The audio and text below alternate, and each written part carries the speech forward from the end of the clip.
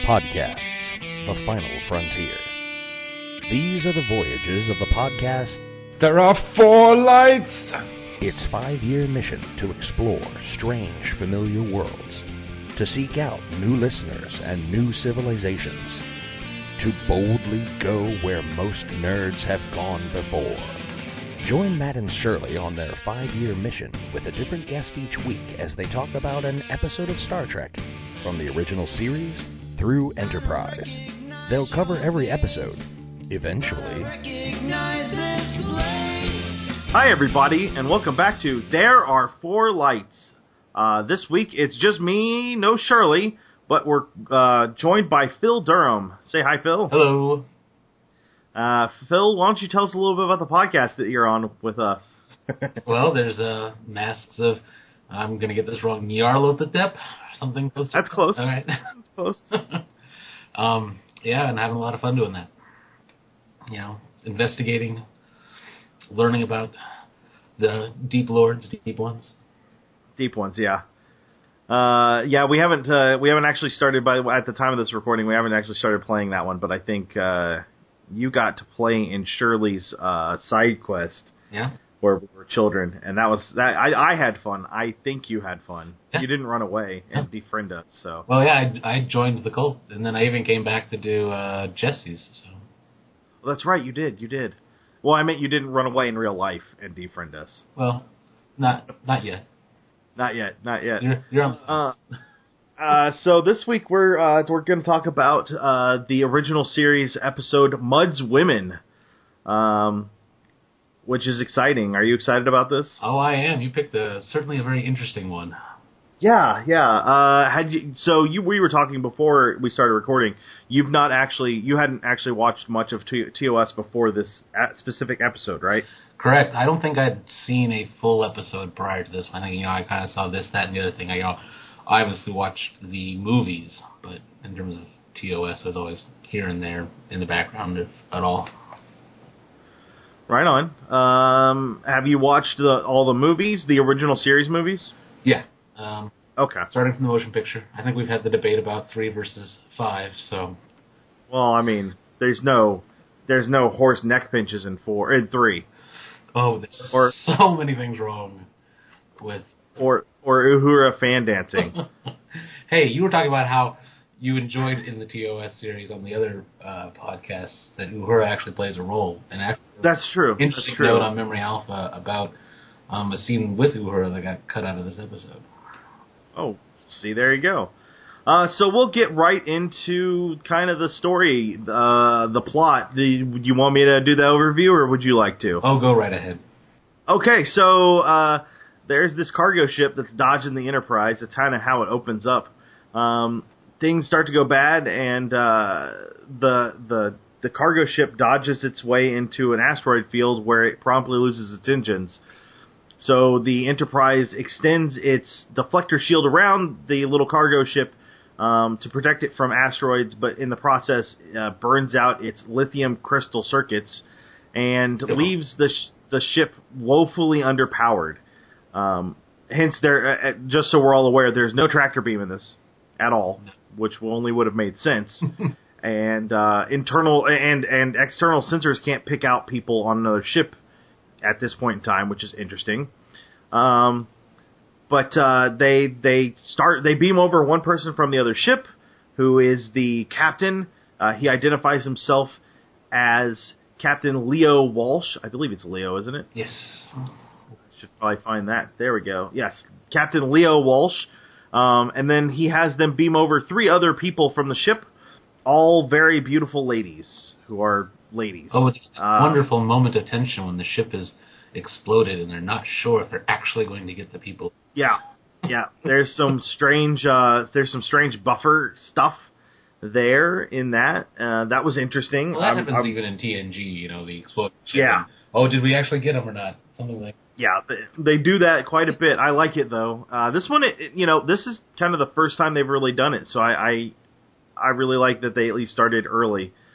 So we meet the 3 ladies. They're all women that are on their way to outer colonies to become wives for the colonists. The Netflix description calls them mail order brides, although it doesn't sound like anybody ordered them, so it's not really mail order. And, that's in Memory Alpha as well, the mail order aspect. So I don't know if that was in the original show description that they sent out, I don't know, TV Guide or those types of things, or where that came from. But and it might be. Well, places. And Memory Alpha is this weird conglomeration of way too much knowledge about these shows. So well, it's a wiki, so yeah. So Walsh is he's a strange man. He's a character. Yeah, in the full sense of the word. He's kind of dressed as a pirate, sort of. He's got a piratey-ish. I'm sorry. A pirate gypsy. Yeah, kind of. Yeah, he's got a pirated shirt on, and then he's got this giant blue earring, and then this mustache that curls up at the ends. And actually, the real reason that Shirley couldn't make it tonight is because she was so disappointed in Phil's facial hair as compared to Henry Mudd that she couldn't deal with facing him, even over the internet. That is a masterful mustache, and don't forget about his wonderful Irish brogue that he begins with. Yeah, well, or that nasty, nasty chest hair. And as a man that is full of chest hair, that is some nasty chest hair. Well, and then, certainly in the images, I didn't necessarily catch it in the show, but looking at it now, it almost looks like it was, taped on there or something. yeah, it does kind of look like that. The hair that's showing and then, his shirt collar. It's like, why did it stop at his shirt? Yeah. So, the women have some sort of magnetic allure that everyone is under, all the other men on the ship are under the sway of, including Captain Kirk, but not Mr. Spock since he is half Vulcan. And Vulcanian. Captain Kirk, I'm sorry, oh yeah, Vulcanian. Yeah, we noted that one. That was interesting. Captain Kirk notes it in his log, but instead of keeping the women away from the crew, he just lets them roam the ship willy-nilly. Now, going back to the thing that he's noted as being half Vulcan, he's noted that by Mudd. Yeah. And so there's no reason that Mudd would know that unless the original idea of a Vulcan was not to look exactly like Spock does, as they later turn out to be. Yeah, that's true. That I didn't even think about that. You're on top of this. Oh, well, I might be stealing from the internet.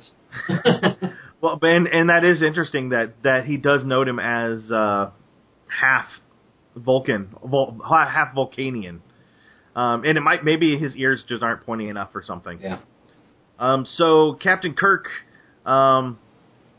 puts Mudd on kind of like trial real quick, puts Captain Walsh on trial, where his real name is revealed as Harcourt Fenton Mudd, that is a heck of a name. Yeah, but I found it very interesting that all of a sudden there's this, master lie detector in the ship. Right? I had never seen that previously. Yeah, I know. Yeah, don't ever see it again. But yeah, they definitely can. They can detect some lies.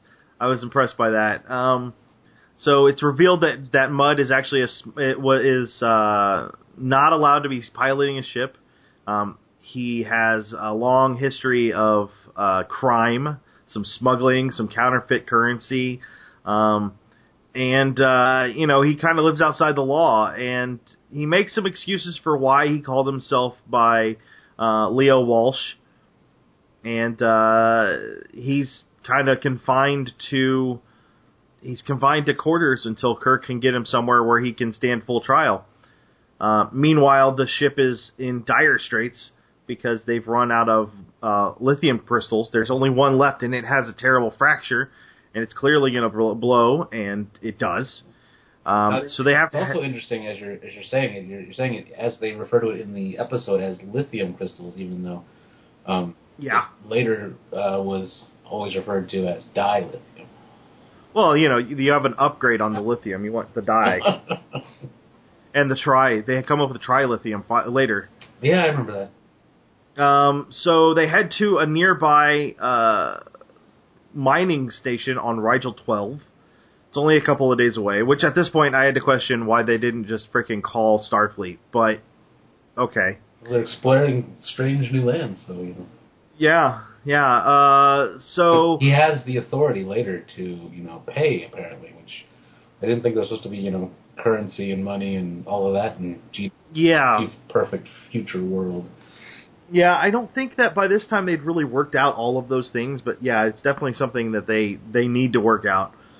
A couple of the ladies start acting all suspicious and getting information and stealing things like communicators.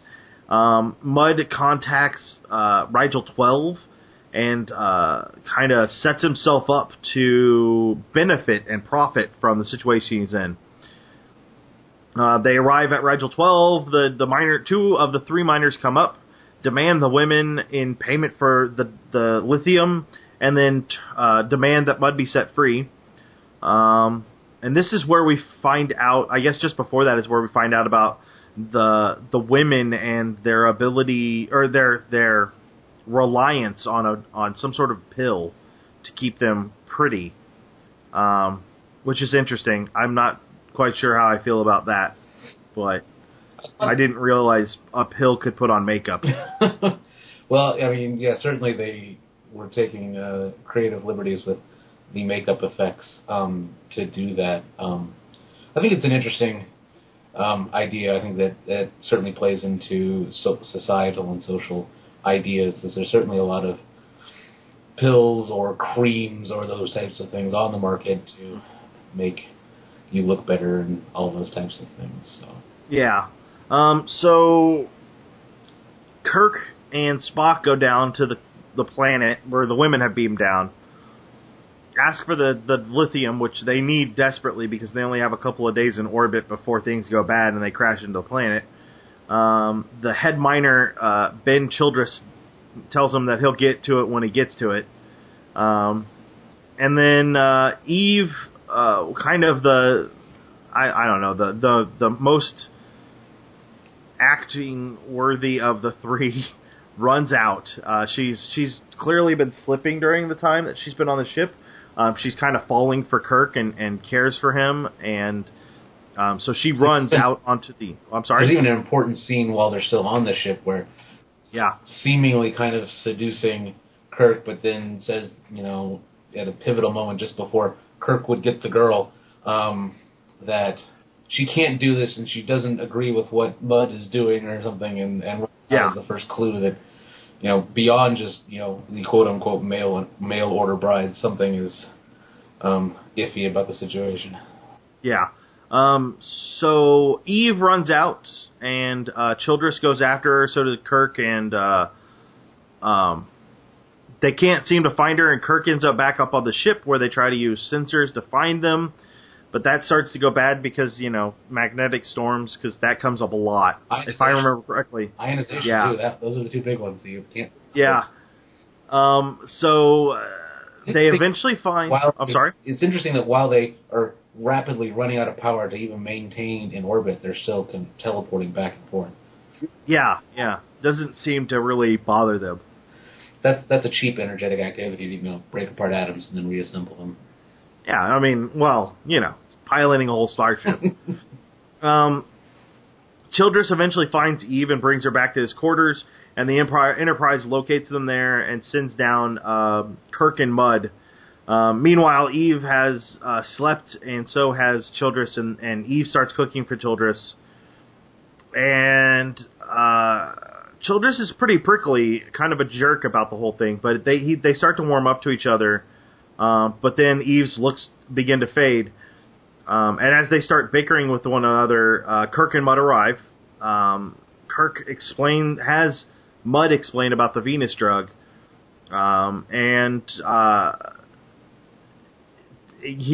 Childress gets clearly upset, for good reason. He has been sold a different bill of goods than what he was offered.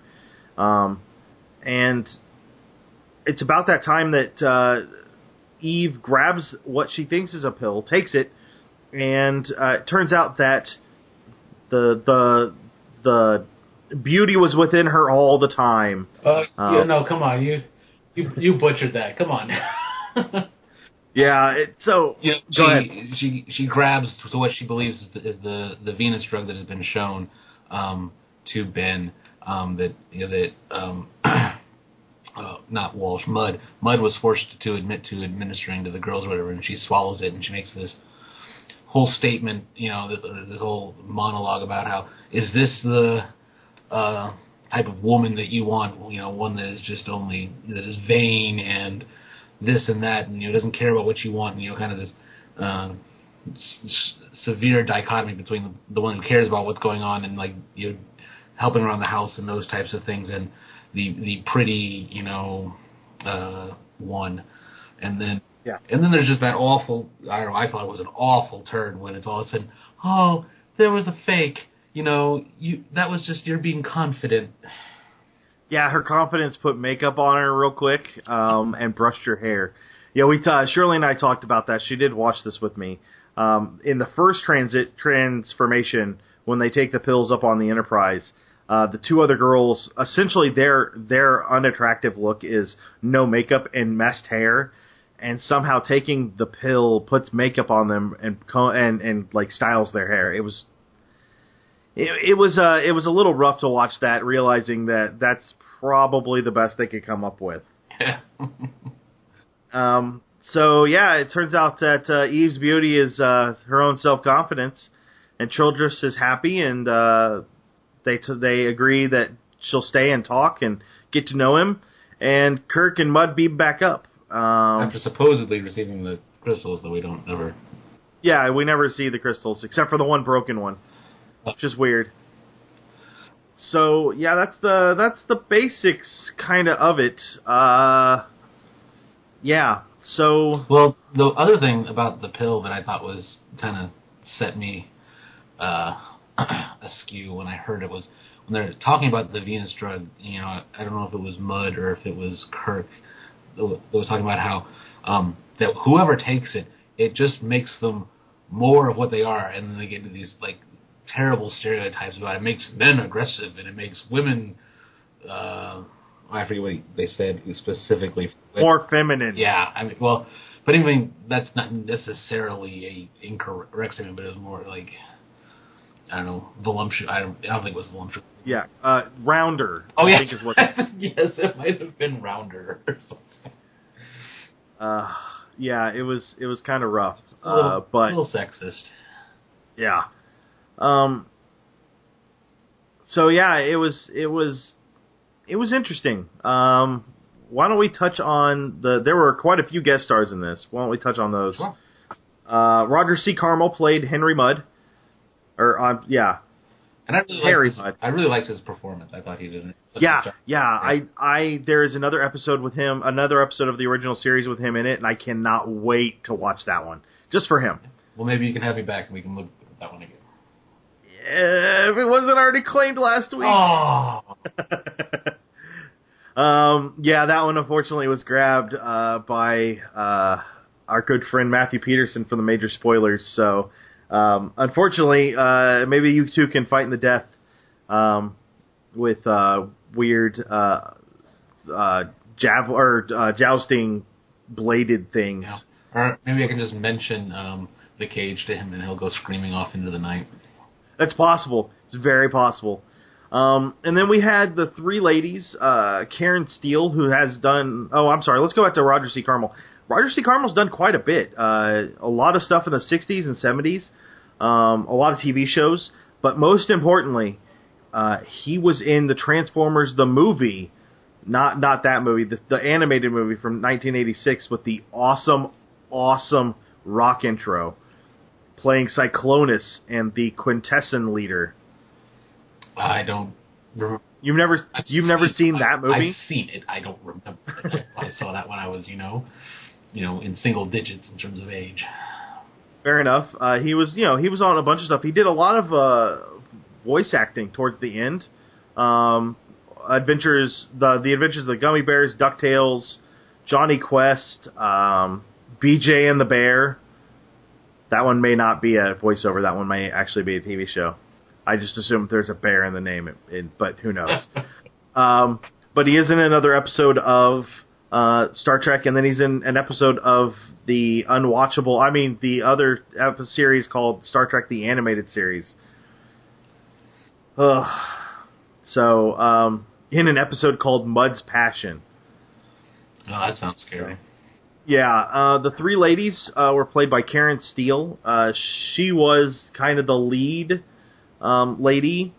She did about 24 movies, and then she did a lot of TV. Nothing that stands out to me, but you never know quite what is important and what's not. Looks like she quit acting sometime in the early 70s, though. And then Susan Denberg, who did a little bit of TV, not much. And then Maggie Threat, who again did some TV, but not a ton. And then finally we had Eugene Dynarski, there we go, who played Childress. And he didn't... He has a lot of stuff going on, including the Monkees TV show, and Chips, and the A-Team. And he played, most importantly, Izzy Mandelbaum Jr. in Seinfeld. I've watched a lot of Seinfeld, but that's... If you remember the Mandelbaum, Mandelbaum was this really, really old guy, and then something happens, and he threatens Jerry that his son will fight him. And it turns out that his son is just generally less old, but still very old, like in his 60s old. The Mandelbaums. Oh, yes. I remember that. So, yeah, those are our guest stars this week. Which, you know, hey, we got Harry Mudd. I really liked Harry Mudd. Everything about the way the guy was acting was wonderful. Everything about it was great. Yeah. So, we'll slide over to Strange Races, which there weren't any. Not even one. Yeah, no, the miners looked a little weird, you know. That third miner, I don't know what his background was. He looked almost Russian or something, I don't know. But they certainly seem to have picked perhaps some people who weren't at the top of the beauty list for the males, the miners. Yeah, they were rough-cut men, for sure. Which might make sense for the stereotypical miner, I suppose. But Yeah. But yeah, no Strange Races, not even weird unicorn dogs. That's you know, disappointing all by itself. But yeah, we'll move on to things that stuck out. Did you see anything specific that, other than what we've talked about, that kind of stuck out to you? You know, I thought that the medical, the sick bay, you know, kind of the way that behaved was kind of interesting. You know, I had seen enough of the old series to kind of see, you know, kind of the random moving triangles type of thing, but the error of the 3 dots was when one of the beautiful women got close was kind of interesting. And then I loved his line when he said something about, I think it was something along the lines of, "Are you wearing some perfume or radiation?" Yeah. There's always stuff like that that's always a little weird, and I love it, but yeah, it's definitely strange when they do that. Anything else that stood out? Yeah, that I don't know. That's like the 4th time we've seen Medical Bay. The Medical Bay. What's the word? Sick Bay. There we go. Wow, I'm really good at this. That's like the 4th time we've seen Sick Bay, and the first time I saw that instrument, it kind of stuck out, but now it's just kind of getting like old hat for me. I do kind of miss the stuff that they introduce in Next Generation, because that sticks around, or at least gets, you know, slightly more, you know, futuristic. But this stuff is different in terms of control panels and interfaces. Or yeah, Sick Bay? Okay. Yeah, just Sick Bay in general, but yeah, definitely. Oh, and the readouts, like, they're much more sleek and, well, yeah. I don't know. Certainly, it appears that they're, you know, from kind of TNG on, that they're actually words instead of just, you know, colors and, you know, symbols. Yeah. So, anything else that stuck out to you? I think we kind of covered most of it as we went through it, actually. Right on. Oh, that's cool.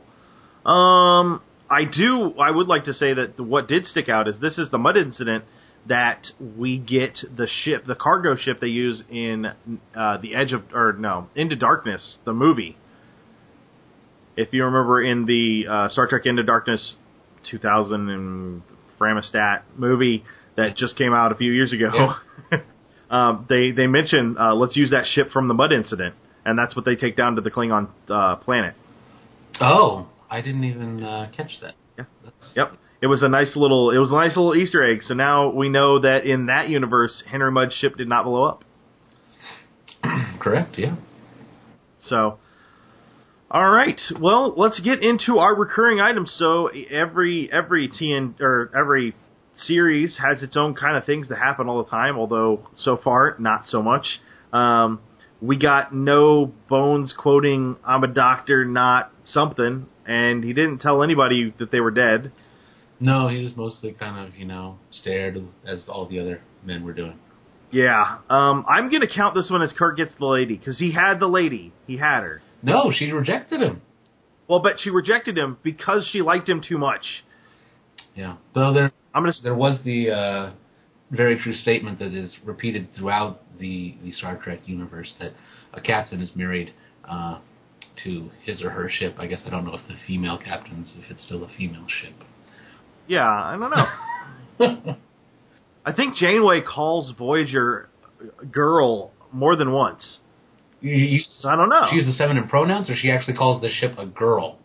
Like she uses feminine pronouns, like she'll hold together, she's a good ship. Okay. Huh. She might even say add a girl. I guess we'll find out in the next 4 or 5 years. Yes. Spock was not overly logical, but he was unemotional.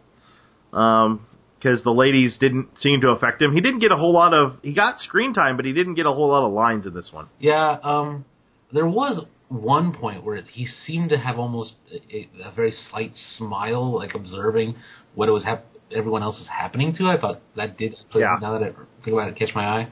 And then there was, at the end, when he tells Bones that he's very happy to have a different anatomy than him. And kind of, I don't know if in the earlier episodes, since I haven't watched a lot of it, there's kind of that, back and forth banter between Bones and Spock, but it goes on all throughout the series, from what I know that. I just don't know if you've seen it already or not. Oh yeah, yep, definitely. The Kirk Bones Spock triangle falls pretty solid, pretty early. So yeah, it's a pretty good one. There were no deaths in this except a ship. The ship blew up, but nobody died. No red shirt deaths. Nothing of note there. And while we did see Uhura, we didn't see her do much. And she was in a wrong colored shirt. She was in gold instead of red. Yeah, I saw that note in something that I read.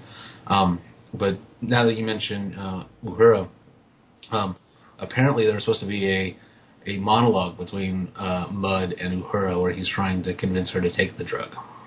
Oh, really? So I was mentioning earlier what we would get to, I think, later. I feel like if this had been a series set in an episode set in like Next Generation, that one of the female crew members would have interacted with the 3 ladies, lovelies as Mudd keeps calling them, and there would have been some sort of like push back maybe, but I'm not sure.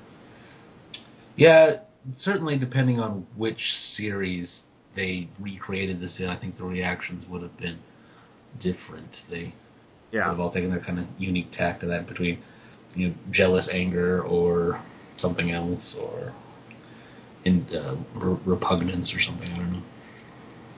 Right on. And that that's kind of the end of our notes, though. This was interesting. I like it. So let's talk about kind of the 5 stars. Tell me what you thought overall, and where you rank it between 1 and 5 stars. Well, I really kind of liked Mudd when he was on screen. He was entertaining to watch.